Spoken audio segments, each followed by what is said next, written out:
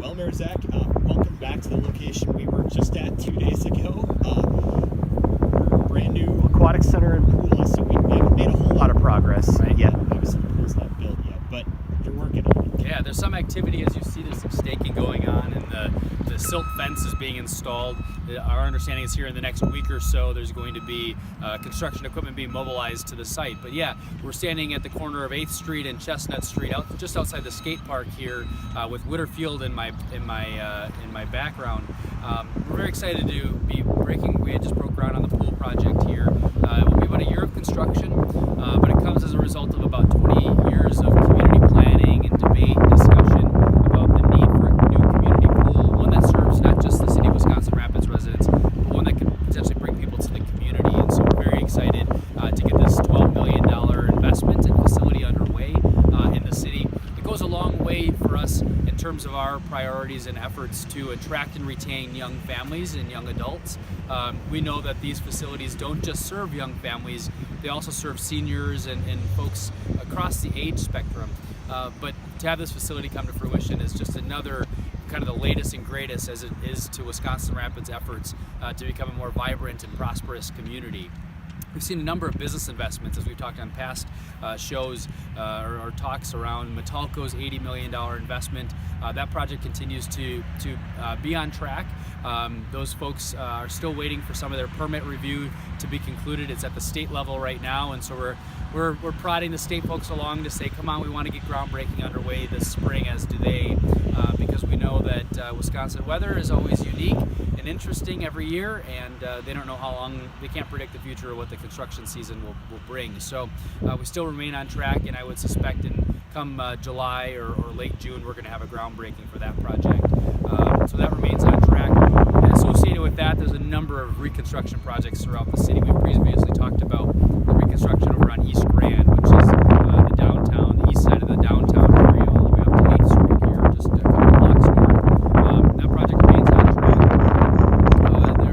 It's a big disruption, of course, but it's not beautiful when it's done. But there's also a number of gas utility work. So We Energies is going to be continuing to upsize their gas service, primarily for Metalco, but also in the investments in Buren. The ND paper facility is going to be having a $200 million investment, creating a bunch of jobs, and their natural gas use is going to go up. I know they're converting from some of their more environmentally intense activities like burning coal as a fuel source. They're going to be adding natural gas, so improving their environmental footprint. And that all requires more natural gas utilities, and so those run through the downtown of our city, right through Veterans Park. So they're going to be relocating those utilities out there as well. Yeah, absolutely. And you talked about those big investments like this. Of course, that brings the need for more housing. Something else that we've been hammering home in a few of these previous segments. We talked about the ND paper.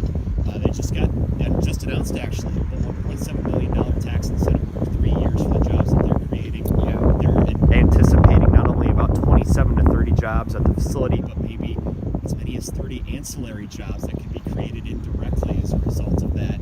And with the 80 jobs that are coming with the Metalco facility, that all means housing too. That's something else that we've been hammering home in there. Talk about some of those projects that we've got going on. Yeah, housing remains a dynamic conversation because it affects a lot of folks, whether they're landlords in the business themselves or if they're tenants and they're looking for quality, affordable housing.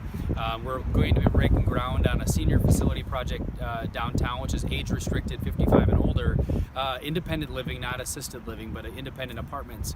And why that's important to the overall picture within the city's housing stock is the fact that many of those folks are living in homes today that they don't wish to maintain or don't have the ability to do so themselves. So they want to get into an apartment. And what that does is it creates a vacancy in that single family home.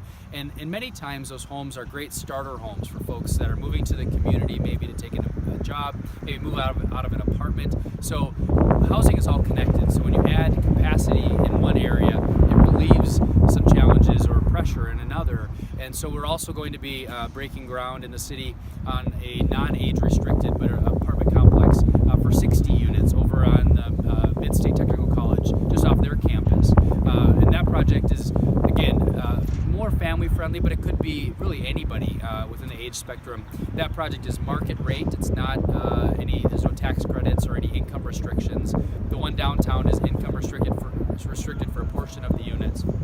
And important to note, just across from the project over at Midstate is the city's first charging station, solar-powered charging station for electric vehicles. Right now, you can't charge your electric vehicle on a public setting. You can privately charge it.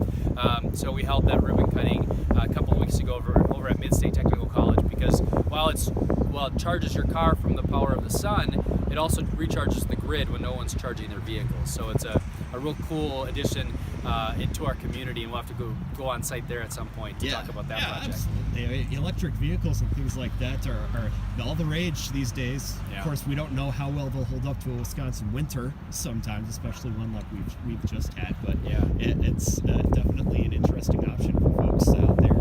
Something new and unique that can help paint Wisconsin Rapids in a positive light for those that are interested in coming here. That's right. The Teslas, or even just the GM Ford products, they're coming out with a lot more of those electric vehicles that are more mainstream and more cost effective, especially with the tax credits or rebates that are associated with them as well. One thing that we didn't talk about earlier this last week when we were down here for the ribbon cutting for this facility was some of the we didn't go really in depth on some of the items that will be here in the pool. We talked about, you mentioned that there's going to be a warm water pool for those that want to exercise in that kind of setting. But the things for the kids as well, there's going to be all kinds of different offerings here around. The specifics of it really are, there's 3 bodies of water. One that is geared toward tots, so really small children, so parents, it's contained, so they don't have to worry about the kids wandering off or losing track or keeping them within sight. And so that'll have 2 small tot slides. There's going to be a small lazy river that parents can take their kids through, real small. It's not anything extravagant. And the second pool is the one that's more of an activity pool for water walking. It's got a lazy river, so it's a lazy river in one hand. It could be used as water walking in another setting. And then there's 2 slides, a body slide and a tube slide. That'll be kind of the all-generation type pool. And then there's an activity pool, which is geared toward those that really want to be fitness-oriented. It's got a climbing wall. It'll have a small zip line, a diving board. A couple of lanes will be painted for lap swim. But primarily the facility is a recreational pool facility, not one that competes against the YMCA's new facility downtown, which will be more lap swim. Also some family-friendly pieces, or the lap swim that's offered at the high school in their new pool. So there's a lot of new water in the city, as a donor has stated to me recently, but this will be a nice addition for generations to come. I mean, these facilities generally have a lifespan of 30 to 40 years, so to be a part of this facility has been really exciting. And we know that that's just the summertime use. The wintertime use is primarily where we're standing here will be some parking, and those parking lots have been designed to be flooded for wintertime skating. Previously, the leisure skating was held here and it'll be displaced, but we're going to move it into a skating ribbon format, so it'll look like, some folks maybe have traveled to more urban settings, a nice modern skating area.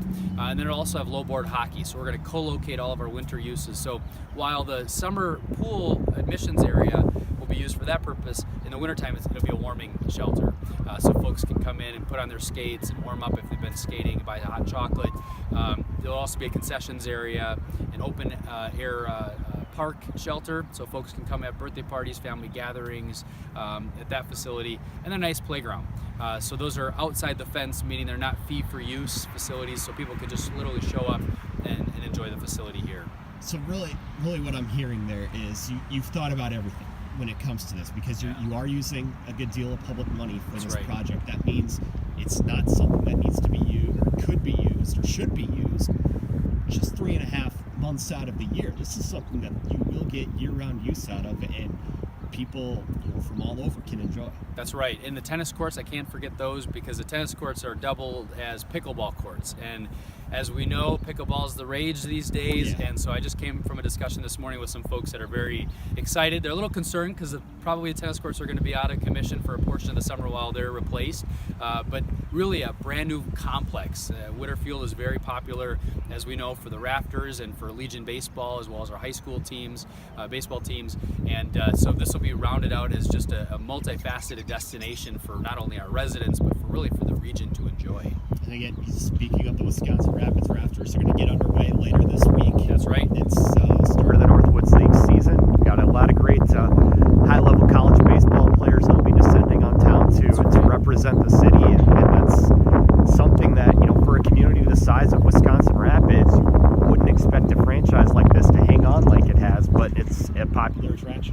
is. Yeah, they're going to be celebrating their 10th year in the city, and they kick off on Friday night with their season opener. So real excited to have them back for another season. I know they're very interested in staying here, as you mentioned, for the long haul. Right, the community has really supported them, and it's really given a whole new kind of a new edge or a new reason to be excited about baseball. I know a lot of our youth programming, baseball teams, t-ball teams have seen a bump from usage because of the Raptors entertainment and the enjoyment that they bring to the community. So that's really exciting to see, kind of build the pipeline for young baseball players. Can't wait to see the first kid that grew up watching the Raptors that gets to put on that uniform. Yeah, that would be pretty cool. Yeah.